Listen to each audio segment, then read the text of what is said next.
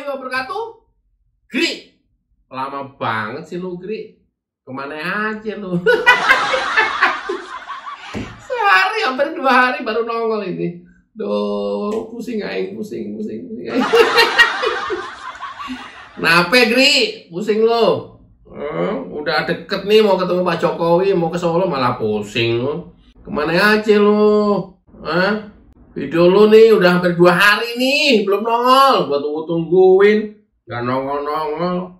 Gua tinggal ini, gak nongol nih.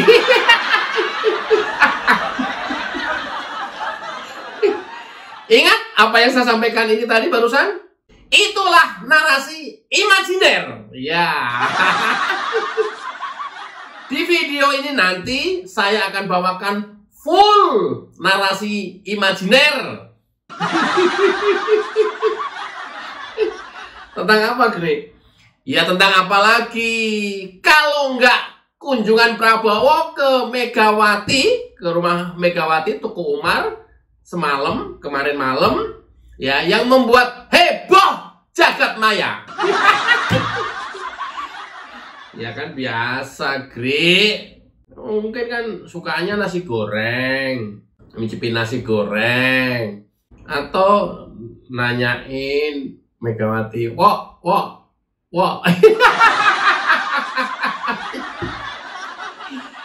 Minyak urutnya udah dipakai belum, Wok?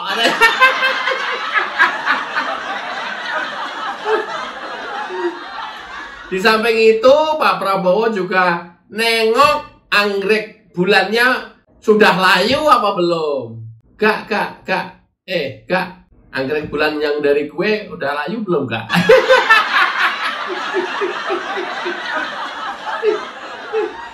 Kira-kira seperti itu loh, ya, imajinernya. Iya ya. Sekarang kita setiap kali narasi udah ikut-ikutan botol halus aja udah.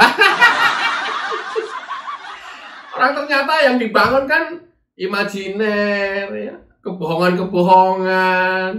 ya, tapi dengan gaya bahasa dan menurut informasi yang dapat dipercaya, dan ini A1, ya.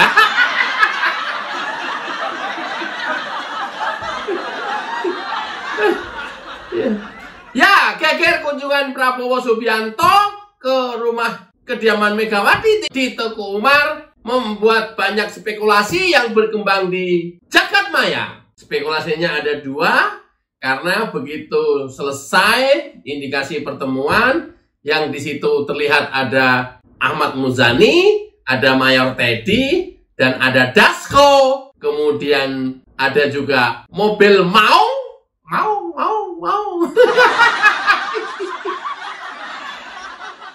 Banyak yang menerka-nerka bahwa di situ ada Prabowo Subianto. Namun dalam faktanya, sampai dengan rombongan dan mobil tersebut keluar dari rumah Megawati, tidak terlihat sedikit pun wajah atau fisik dari Presiden ke-8 Prabowo Subianto. Pun demikian, pihak dari politisi PDIP dan politisi ke Partai Gerindra belum ada yang buka suara. Inilah kemudian yang banyak menimbulkan spekulasi di masyarakat. Ya, jadi ada 3. Antara benar nggak sih Pak Prabowo datang ke rumah Megawati? Ya, kalau benar, kok nggak kelihatan pada saat keluar di dalam mobil maung tersebut? Dan kalau memang benar, etis nggak seorang presiden mendatangi Megawati ke rumahnya?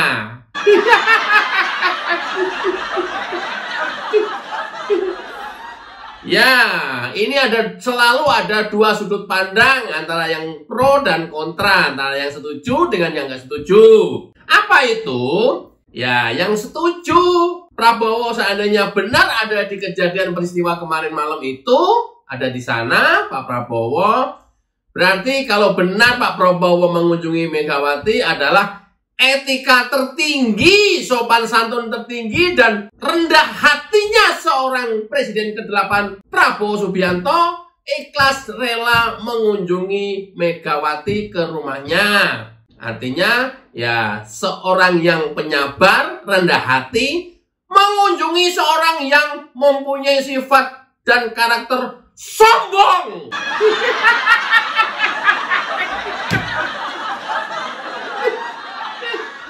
Ceritanya, ya, orang yang rendah hati mendatangi orang sombong ke rumahnya.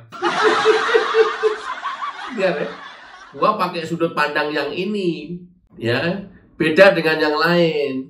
Ini yang gua pakai sudut pandang. Karena kenapa?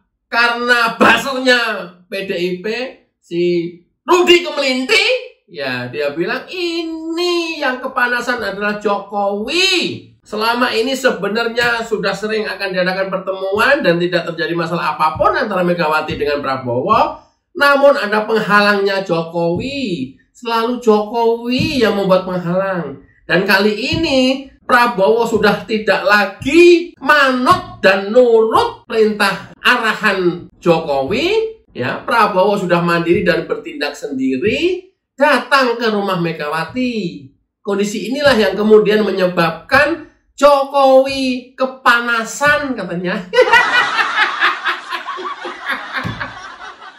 Rudi Kemelinti. Udah nggak apa-apa, sah-sah saja. Ya, makanya kamu mengambil angle itu. Sekarang gua mengambil angle dari, ya, seorang yang rendah hati, ya, ikhlas dan ridho mendatangi rumah seorang yang sombongnya luar biasa.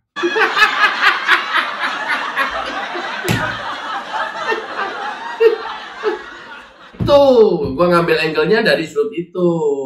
Nah, banyak yang menduga-duga kayaknya nggak ada Pak Prabowo dalam pertemuan tersebut. Karena pertama nggak kelihatan, ya, nggak ada statement apapun juga. Mungkin bener nggak kelihatan dan nggak ada, memang nggak ada. Tapi pertanyaannya, biasanya kan selalu ada Teddy, itu pasti ada Pak Prabowo. Satu. Yang kedua, ada mobil mau, ya, itu mobil kepresidenan, ya, ada Pak Prabowo kan biasanya. Ya, masa mobilnya doang sama Teddy aja gitu. Atau ini semacam tes ombak, coba nanti orang pada menghujat dan menyalahkan Pak Jokowi apa enggak? Bisa jadi. Seperti Rudi Kemelinti ini. Kalau kemudian pertemuan ini orang malah justru rame-rame menyalahkan kepada Presiden ke-7 Joko Widodo, ya mungkin cukup gampang bagi Pak Prabowo untuk bilang siapa yang ketemu Megawati. GR amat sih lu. Lo itu kan inisiatif kawan-kawan partai, ya sah-sah saja kan. Tahu banyak juga Mas Didit datang ke rumah Megawati. Ada yang salah? Tidak masalah. Bisa jadi, ya, ketika Pak Jokowi disalahkan atas peristiwa ini, ya tinggal Pak Prabowo begitu. Enggak, saya nggak ketemu Megawati. Enggak, siapa yang ketemu Megawati?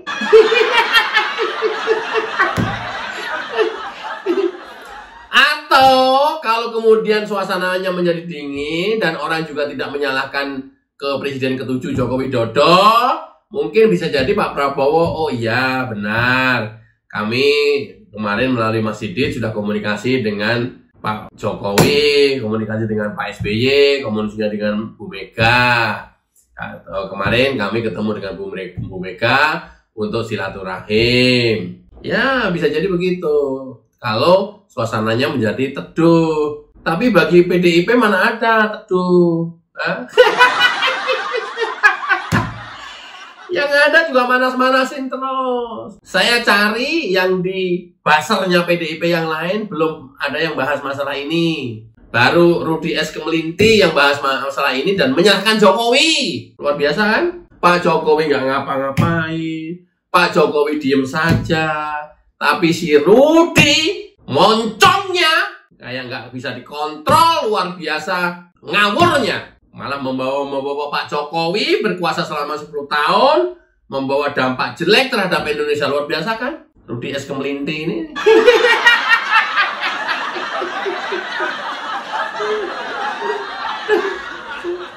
Nah, atau Pak Prabowo juga sedang nunggu respon. Mungkin.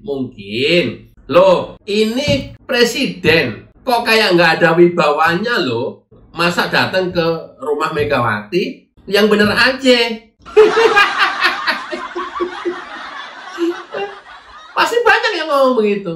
Di mana marwah seorang presiden? Harusnya Megawati yang datang ke istana atas panggilan Prabowo. Tentu kalau nggak dipanggil, sekelas Megawati nggak akan datang.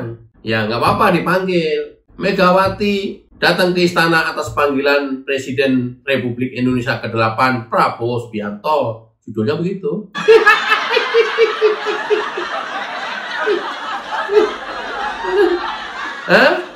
Nah, kalau efek pertemuannya ini negatif, jadi bisa langsung ditebantah, enggak. Itu utusan. Lo kok pakai mobil mau, Pak? Ya, mobil mau kan dipakai Mayor Teddy.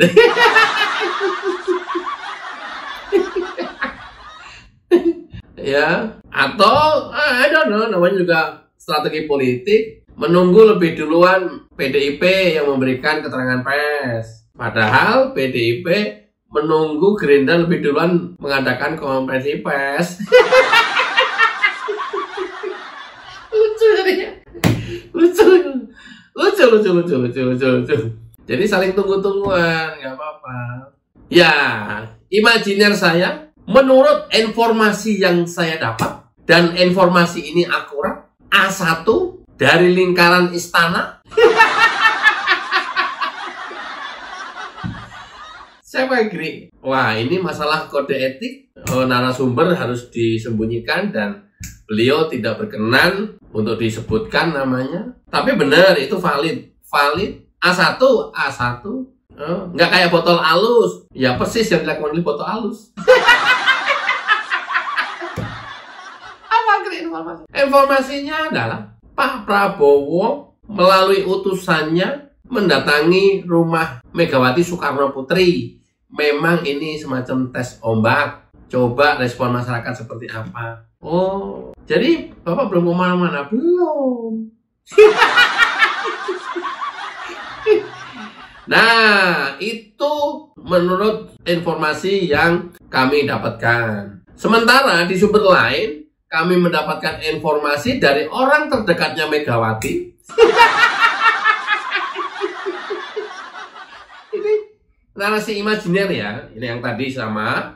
Sekarang juga ini adalah narasi imajiner. Ya, seorang narasumber ini mengatakan bahwa rencana didatangi oleh Pak Prabowo, kita diminta untuk bergabung dan mendukung Pak Prabowo. Katanya sih lagi tawar-menawar jabatan menteri. Nah, kalau memang nanti mau, Pak Prabowo akan melakukan reshuffle dan akan diduduki oleh PDIP.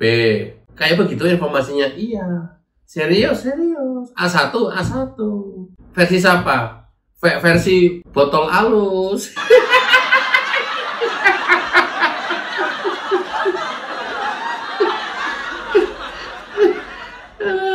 Botol halus dari majalah Tempe Bongkrek, Gri. Iya.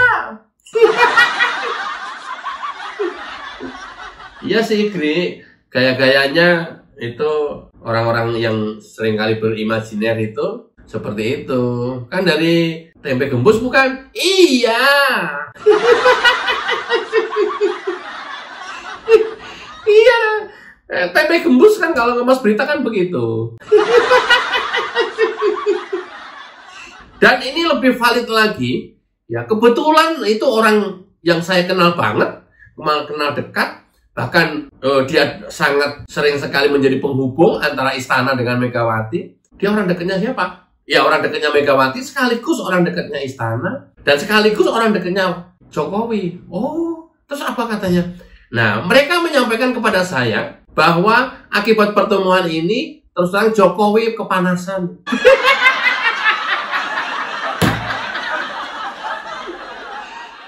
Itu kan cara-cara botol halus mengemas berita. Model-model seperti itu kan. Ini valid. Bisa dipertanggungjawabkan, bisa disebut sumber beritanya. Oh, itu ada etikanya. Ya, kita nggak boleh menyebutkan sumber beritanya.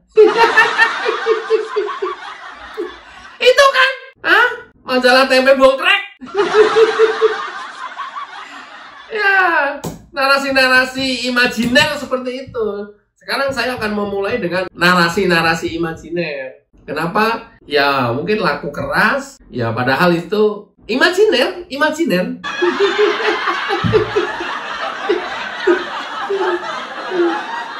Ya, suka-suka gua ngarang, suka-suka gua ngeklaim, suka-suka gua. Kenapa? Nah, dilindungi undang-undang pers. Ya.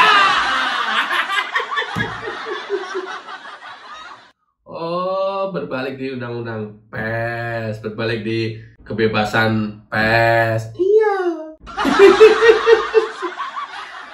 Terus Gri, ada informasi imajiner apa lagi Gri? Ya, ini adalah informasi A1 dari orang terdekatnya Megawati, pun demikian orang dekatnya Prabowo di lingkungan istana. Yang ikut dalam pertemuan itu, dia menyampaikan informasi kepada saya bahwa rencana demo besar-besaran habis lebaran ini yang mereka usung adalah Indonesia Gelap Jilid 2 dan penolakan RUU TNI. Ini sudah macam transaksi. Oh ya, transaksi. Iya. Sampai miliaran, triliunan untuk menggerakkan video demo ini. Oh, siapa yang bayar? Ya udah cukong-cukong lah. Ini A1. Oh, apa kemudian Prabowo datang ke Megawati? Ya dalam rangka ini. Supaya ini diredam. Supaya ini jangan dilakukan. Karena merusak bangsa ini. Ya.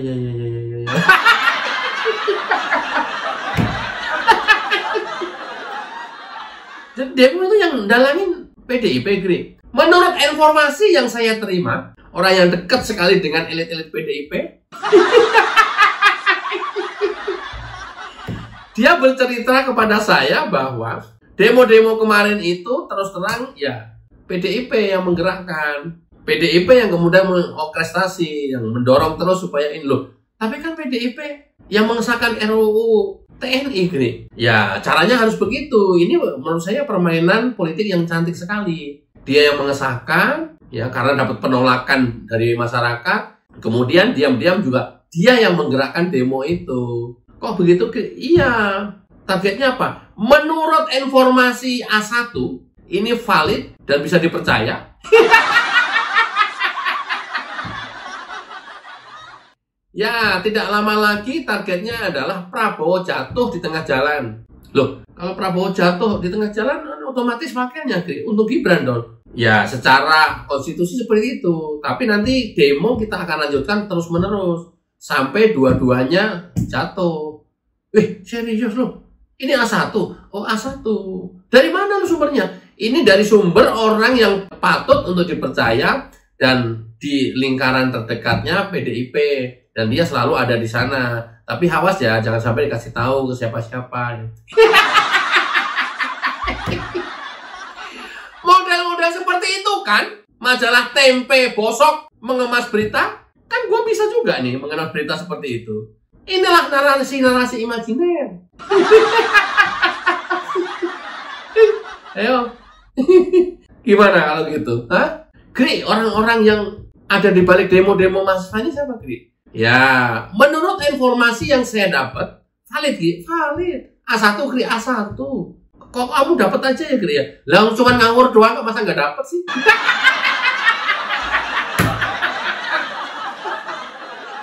Cuma ngeklaim doang. Apa susahnya sih ngeklaim doang aja kok?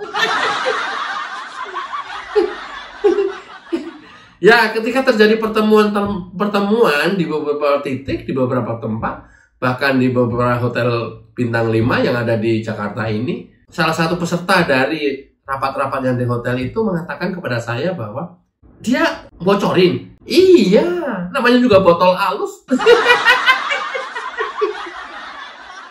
Apa bocorannya? Apa dia bilang? Ya, kita ini ada biaya besar, satu dari asing. Kenapa? Loh, asing berkepentingan terhadap sumber daya alam Indonesia.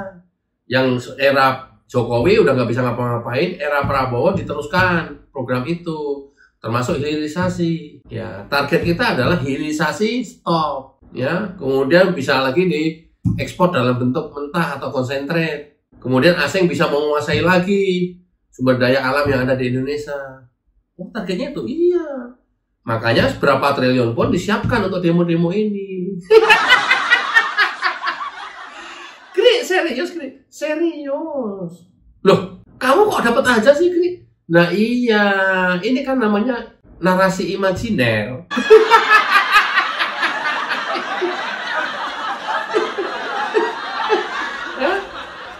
Oh gitu, ya.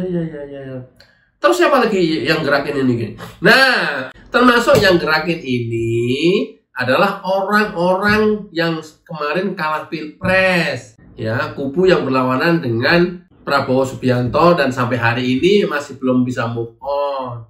Dia ya termasuk yang mendalangi demo-demo ini dan membiayai demo-demo ini. Wih, kuat juga ya Gri ya. Oh, duitnya dia. Ya kuat karena didanai oleh Bohir. Dia yang bergerak, Bohir yang mendanai. Bohir ini siapa, Gri?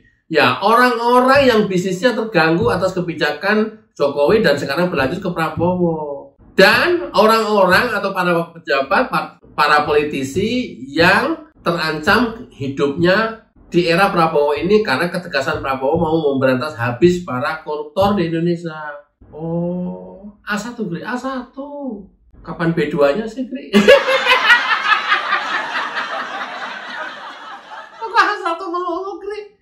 Lah, apa susahnya ngeklaim bahwa kita mendapat bocoran? Apa susahnya ngeklaim bahwa kita mendapatkan informasi dari orang yang sangat dipercaya? Apa susahnya? Kemudian dibumbuin dengan, oh ini sumber berita kita harus lindungi, nggak bisa kita buka. Ya ketika dikomplain ya saya berlindung di bawah undang-undang pers. Enak kan? Enak kali, Gri. Itulah cara-cara majalah Tempe Bosok dalam membangun narasi selama ini. Bagus gitu.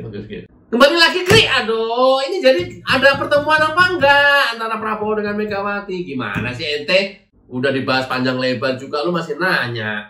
Ada dua memang dugaannya. Ya mungkin benar waktu kejadian Prabowo ikut dan ada di sana, tapi memang nggak mau banyak berkomentar.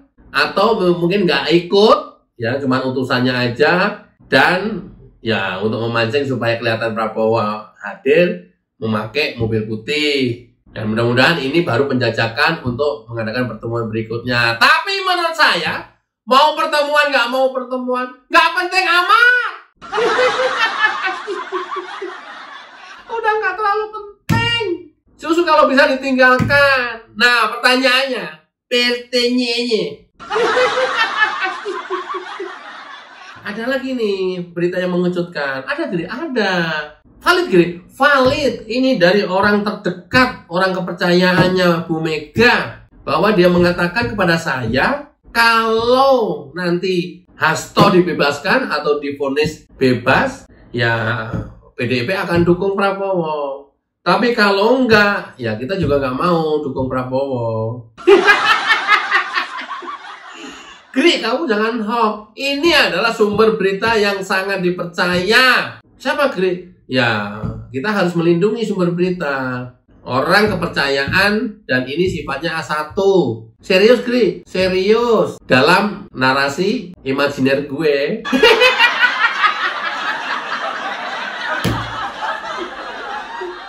Gampang kan? Menjadi majalah tempe mah? Majalah tempe bongkrek, tempe bosok, tempe gembus. Kayak begitu cara-cara metodenya seperti itu. Gampang banget. Ini aja udah seolah-olah dianggap, wih, Agri luar biasa ya. Informasinya A1 semua ya. Gila lu Gri, lu luar biasa ya. Oh, dapat infonya dari orang lingkaran istana ya. Gila lo Gri, lo dapat juga ya informasi dari orang terdekatnya Megawati. Tapi itu adalah bohong semuanya. Yang sengaja gua pakai untuk membangun narasi imajiner gue. Kok kamu tega Gri melakukan itu? Kan itu fitnah. Ya, karena gua ikutin cara-cara majalah Tempe Bosok.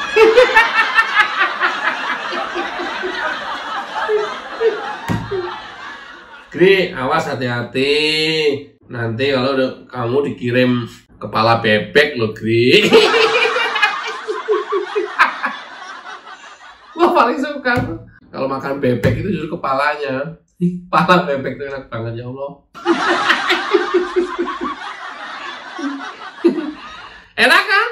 Ya, jadi majalah tempe bosok enak. Cukup seperti itu. Udah, enak banget. Nanti dibumbuin dengan, ya saya baru pulang dari lingkaran istana, tapi tadi itu baru banget. Kebetulan pas saya mau balik, ada keluar orang dari lingkaran istana setelah rapat tertutup dengan Prabowo. Dia menyampaikan banyak hal tentang isi pertemuan antara Prabowo dengan Megawati. Ya. Dancok. Manusia pada kayak begini, ini apaan? Cukup seperti itu cara membangun narasi.